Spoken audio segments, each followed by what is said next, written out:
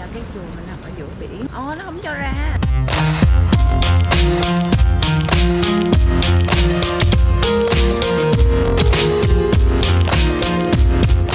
People usually come here to watch the sunset, right? So we watch the sun on the top instead.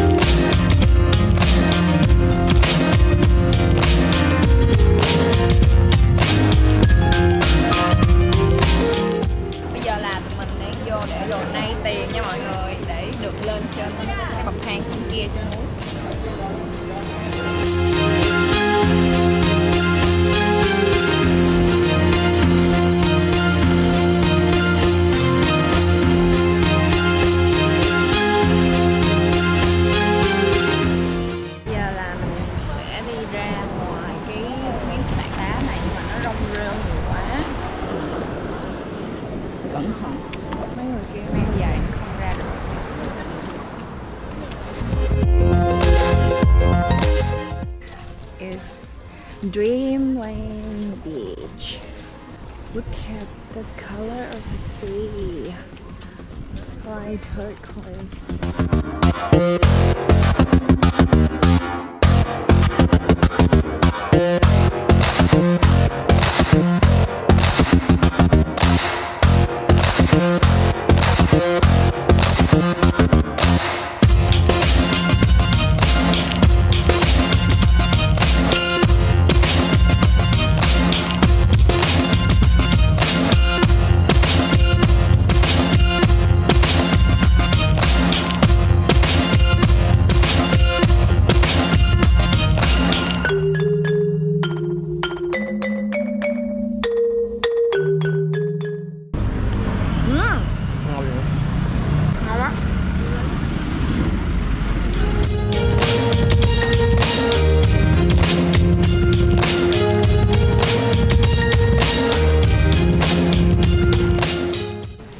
Cái bãi biển họ để cho mình nước sống các bạn, cho mấy người mà sắp khen.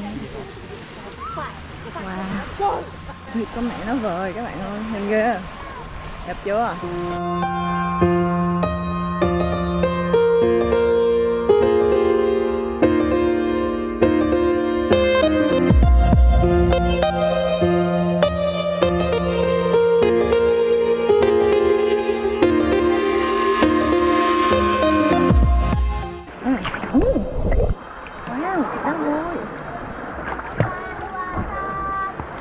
Nước biển không mặn lắm.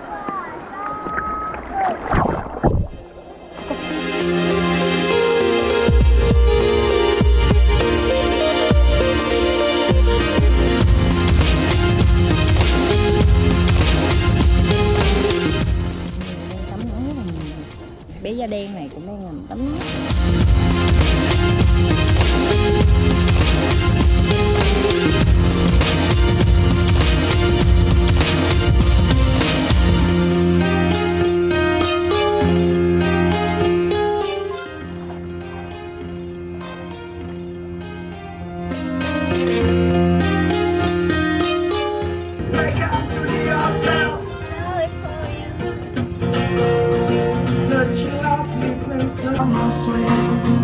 Something to remember.